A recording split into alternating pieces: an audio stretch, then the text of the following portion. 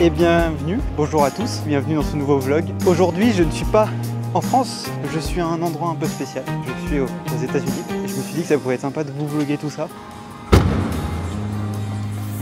Je viens d'arriver à San Francisco, j'ai l'impression qu'il y a des fous, j'entends gueuler encore, génial. Oh, ça va être amusant tout ça.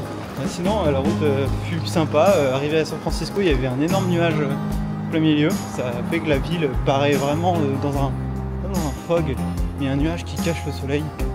C'est assez étrange, j'ai envie de dire. Je me suis garé dans un parking pas loin de l'hôtel, direction de l'hôtel. Et puis après, pour manger et tout, parce que j'ai faim. Et oh, je suis à l'entrée de Chinatown. Donc je vais sûrement aller manger à Chinatown. Je pense que ça peut être sympa. Et c'est parti! Magnifique! Putain, une chambre vraiment très en hauteur. Je n'aime pas ça. Mais au moins j'aurai une vue, on va dire, une vue, si on veut. Bon, très, très content, l'hôtel. Très cher aussi. Je pensais l'avoir pour moins cher. Mais vu que j'aurais dû payer avec Booking plus facilement, j'ai payé 300 € de plus en faisant maintenant, au lieu de l'avoir fait ce matin avec Booking. Un peu comme un con. Du coup ça m'a coûté 1200 au lieu de 900. Tant pis. C'est le jeu. J'ai demandé et puis ils n'ont pas pu modifier, donc c'est le jeu.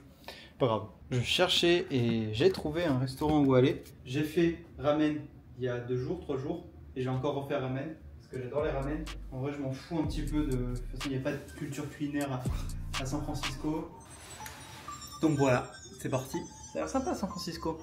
J'aime bien la vibe. Mieux que... Je préfère la vibe de San Francisco que Los Angeles.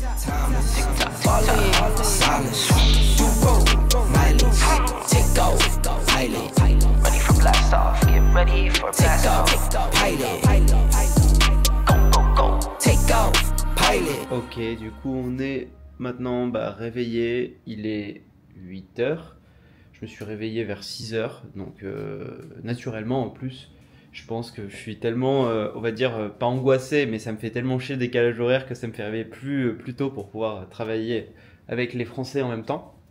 Donc là voilà, là j'ai un peu travaillé ce matin, j'ai fait 2-3 trucs, donc j'ai répondu à tous les messages qu'on m'avait demandé, toutes les demandes que j'ai eues pendant la nuit, parce que quand il est 15h, 15-16 h en France et qu'on se réveille, il y a forcément plein de demandes qui arrivent, surtout quand on est le patron. Et puis après, voilà, je pense continuer de travailler. J'ai un appel à 9 h avec nouveau stagiaire, j'ai recruté un nouveau stagiaire, donc j'ai un appel à 9 h avec lui pour le briefer. Ensuite après, je pense aller me balader dans San Francisco, trouver un autre endroit, un petit coffee shop pour travailler. Je pense que ça peut être sympa de changer d'environnement. Et voilà.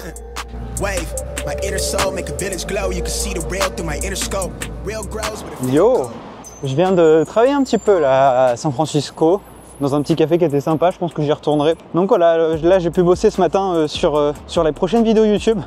J'ai fait un peu un planning. Je suis à l'entrée de Chinatown, ça a l'air très sympa. Une ville à son rythme. Moi j'aime bien ce style ce lifestyle où je me balade. Je suis toute seule. Je travaille un petit peu la journée, puis après l'après-midi je me promène. Hop, Chinatown. En vrai, j'ai une très mauvaise impression de la Californie, sérieusement. Faut être dans les quartiers en montagne parce qu'en fait, comme ça, il n'y a pas les craquettes qui montent, vu qu'ils ont tout leur caddie de merde et tout. Franchement, ça pue la beuh, même dans un quartier qui est censé être sympa. C'est quand je vois la Californie que je me dis qu'on est quand même bien en France. Évidemment, il n'y a pas tous les quartiers. Je pense par exemple à Lyon. Pas tous les quartiers sont sympas, mais franchement, je préfère me balader dans Lyon que me balader dans San Francisco ou Los Angeles. Même Paris, je préfère me balader dans Paris, dans les beaux quartiers de Paris. Hâte de découvrir le Texas dans les prochains jours. Je pense qu'il y a beaucoup plus de choses sympas dans le Texas. Oh, ça c'est sympa, on va y aller. Ouais, découvrir, j'espère que c'est sympa et qu'il n'y a pas de crack. Regardez là, un panier, un caddie de crackhead. Ouais, il y en a là-bas, j'ai pas envie de m'approcher et il y en a partout là-bas. Ouais, voilà, vous voyez, je suis tout seul, j'ai mon ordi dans le sac à dos. J'ai mon téléphone, j'ai mon passeport, j'ai tout, j'ai pas envie de prendre un risque inutile. Je me fais le même constat qu'en France en fait. Les choses dans nos pays d'Occident qui sont en décadence, le seul moyen de profiter dans ces pays, c'est d'être riche et d'aller dans des endroits où vont que les riches. Par rapport au Japon, ou n'importe où on va au Japon, ou même à Bali, on kiffe beaucoup. Là, j'ai pas du tout l'impression de kiffer. Enfin, je kiffe pas du tout.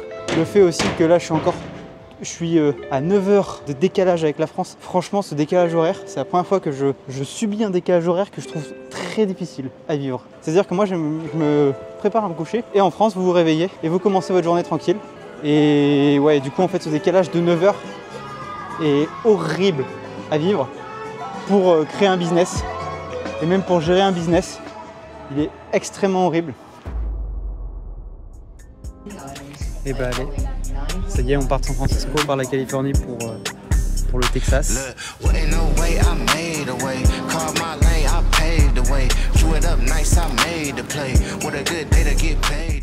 Bien arrivé au Texas. Allez, c'est parti pour la chambre. On va faire un cookie en plus d'arriver, c'est trop drôle. Tout chaud. Parce que j'ai pas mangé aujourd'hui. Il est 18 h. J'ai vu qu'il y avait In-N-Out pas loin. J'ai pas encore la voiture. Donc on va quand même y aller à pied. Et ben voilà, une belle chambre. Une belle chambre avec 2 lits pour Jules et moi.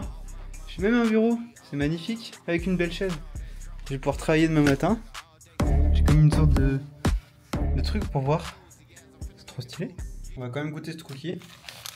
Putain, il est bon. Mais super bon cookie. C'est moi que tu cherches, bâtard. Oui. Toi aussi tu filmes. Salut. Comment ça va, beau gosse? Mec, oh là là. Ça va? Ça va très bien. Je vous présente mon repas. 2 burgers, des tenders plus ou moins je pense. Des chicken bites, c'est délicieux. Non. Ah ça aussi, c'est de mon côté. C'est incroyable. Attention à notre santé, on a commandé de l'eau. Mec, l'odeur qu'il y a. Ouais, ça sent bon et c'est joli. Hein. Tu veux pas genre goûter une chicken bite? T'en as goûté? Non, mais à toi l'honneur. Je goûte sans sauce. Ils sont bons, hein. Ah la vache. Ah c'est super bon. C'est juste assez gras et salé.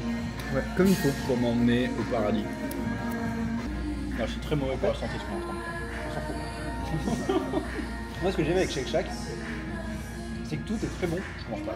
T'en as pour ton argent. Ouais. Jusqu'à présent, oui, je suis d'accord. Putain, là, je viens de me réveiller. Du coup, on est à Dallas. J'ai pris un petit café. Là, je fonce à la salle de sport. Testing the water, she got my nerves tense. Back when I ain't even have a purpose, I was so eager to learn some things. Anxiety bring out the worst in me. Society paint me as enemy. My niggas making it pop that remedy. I'm more occasional, don't do it regularly. Backs under my eyes, weighing down heavily. Mama been worried, the devil allegedly deep in the plan. Subconsciously wanted it since I was 10. I thought I was sharp on my scroll and my pen. C'est où Apple? Je ne me souviens pas. Lush? Non, je crois que c'est plus. Je crois que c'est l'étage du bas. Ouais, c'est à côté de Rolex. Oui, c'est en face de Rolex. Et au pire, je n'achète pas un iPad, mais je m'achète une Rolex. Ou j'achète les deux. On va tester. Je peux regarder? J'ai pas vu Attends. le poids. Soulève le mien d'abord.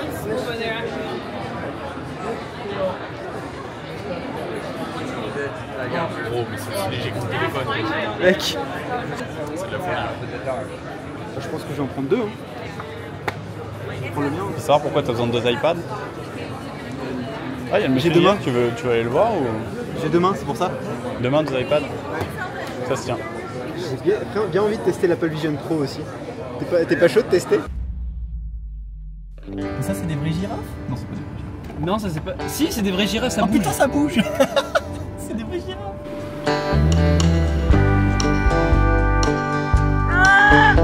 Nourriture. Tu as vu la nourriture?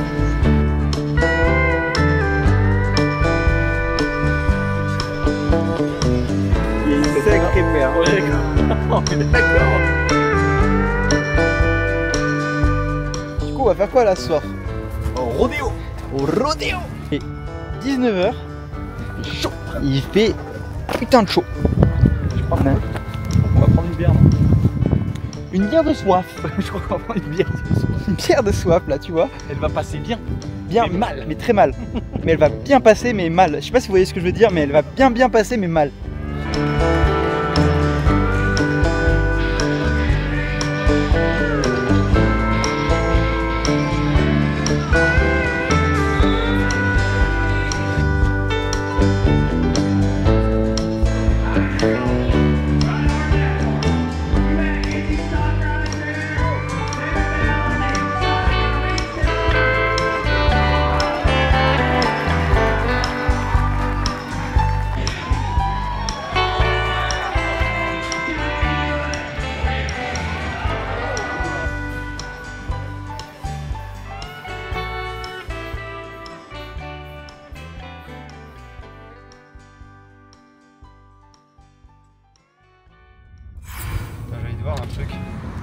Waouh. À quel point l'air est affreux.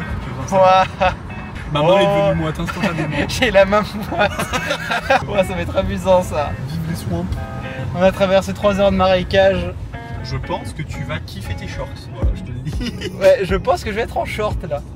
Enfin, on arrive en Louisiane, donc état un peu plus français. Et d'un coup, on a des bâtiments qui ont plus de gueule d'un coup. Hein. Tout de suite, ça a de la gueule. La carte anti-clodo. Juste ici. Ouais, faut juste faire biper pour fonctionner. C'est comme ça dans les hôtels un peu chers. Bah, je connaissais pas. Ah ouais? Vous voulez savoir pourquoi? Parce que moi j'ai fait des motels. Faut le faire un peu plus quand même, attendre qu'il y ait le bip. C'est un peu stylé et horrible. Comment t'expliques ça? J'avoue. En fait, d'un côté c'est bien, de l'autre côté il y a une grande place qui est un peu bizarre. D'un côté, il y a par exemple ce verre sur les fenêtres qui montre qu'on est bien dans un marécage, tu vois. On a la vue sur une piscine d'enfants. Comment ça, mon ref? Ah, c'est sympa, on est arrivé plus tôt, on va pouvoir visiter plus tôt. Il fait humide. On est moite. Oh la vache. On est sorti 2 minutes, on est moite. Ça y est.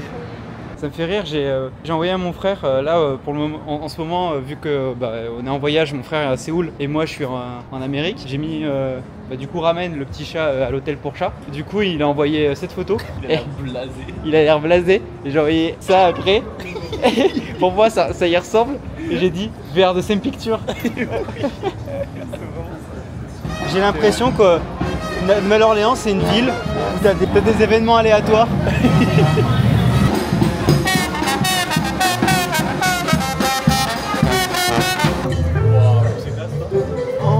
Ah ouais.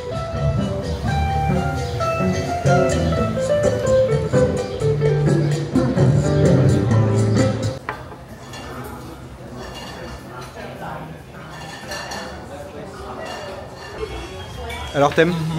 C'est délicieux. Disons les termes. Ouais, je pensais pas qu'elles allaient être si bonnes. En plus, elles ont pas la texture d'une pizza, on va dire, normale. En plus, on a pris des compos très très chelous.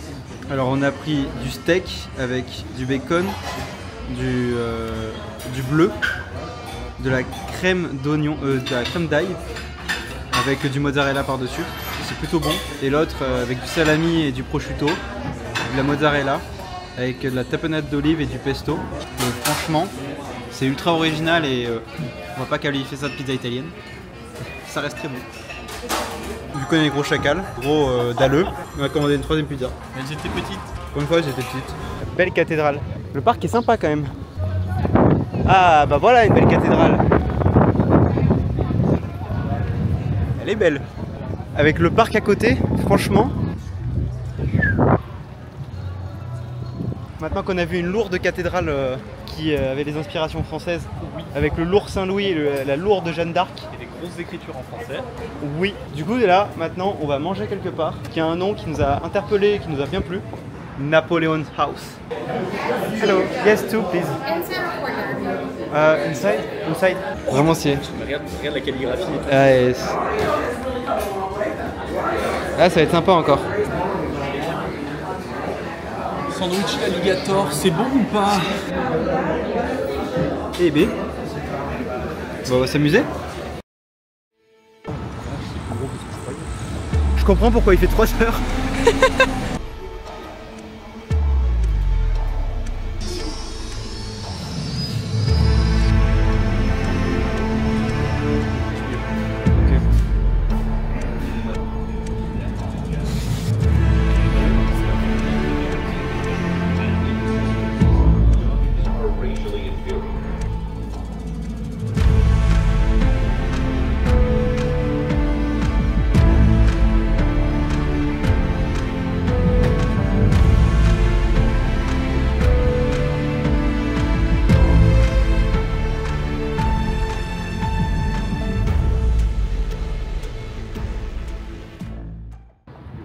On vient de terminer la visite du musée de la Seconde Guerre mondiale, qui est immense. Genre ils disent 3 heures pour le visiter, et même 3 heures t'as l'impression que c'est pas assez. Je pense que ouais, c'est un musée, tu y vas.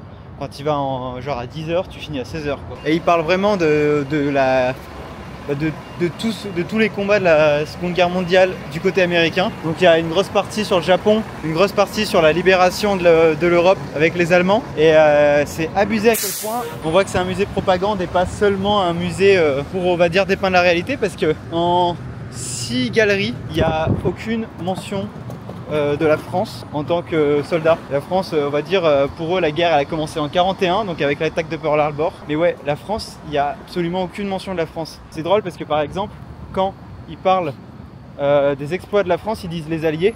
Quand ils parlent des exploits des Américains, ils disent le nom de l'Américain en question. En fait, c'est là qu'on voit que vraiment c'est fait pour faire la propagande. Quand ils parlent du débarquement et qu'ils disent que le débarquement, en fait, c'est ça que je trouve drôle, c'est que ils parlent du débarquement, mais ils parlent pas de comment ils ont pu faire le débarquement. Ils parlent des entraînements. En fait, ils parlent juste du point de vue stratégie militaire, mais ils parlent pas, par exemple, du fait que ce soit les Britanniques ou que ce soit les Français. Il y a eu des résistants français qui ont pu donner des informations pour qu'ils puissent préparer le débarquement, quoi. Ouais, bah ça c'est pas mentionné, c'est vraiment dommage, je trouve. En plus, ça coûte rien et ça. C'est pas comme si ça salissait leur image à eux. Ça se voit, c'est ça que je trouve drôle. C'est que ça se voit à quel point, en fonction du pays où t'es, l'histoire est racontée différemment. Ouais. Parce que quand tu vois les musées ou comment ils racontaient la Seconde Guerre mondiale en France, mais c'est pas du tout pareil qu'elle est racontée. Donc ça, ça je trouve ça assez drôle. En fait, la vérité, des fois, la vérité sort de la bouche des vainqueurs. On va dire ça. Pour cette dernière journée au State, on va immortaliser cette dernière journée avec quelque chose d'honnête. Smoking on that sour got me counting down the hours, thinking of all the shit that they could do but won't allow us. Then I realized they all some fucking cowards. The world is ours. Me and my brother twin like the towers, and we want it now, never later. No more favors done with all these traders who be haters on the low. They just. Cette dernière journée aux États-Unis, on va, après avoir fait les guns, on va maintenant se faire un cigare. Hello. Good, how are you? On a plusieurs tailles de cigares. Généralement, moi, ce que je pense qu'on va faire, c'est qu'on va faire un petit cigare. Par exemple, plutôt de cette taille.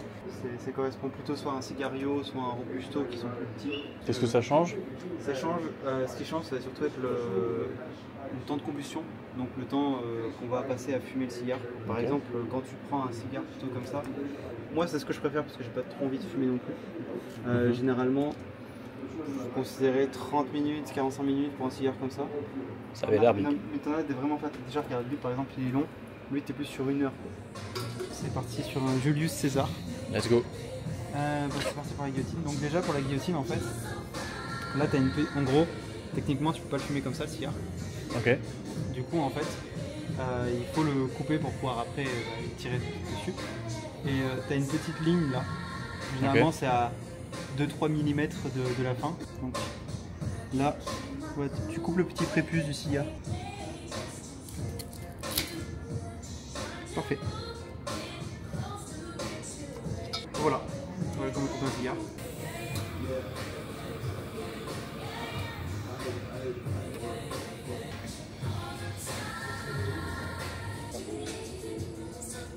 Est-ce que c'est comme ça dans n'importe quel? À Bali aussi, quand on était à Bali, on était à un truc qui s'appelait le sommelier.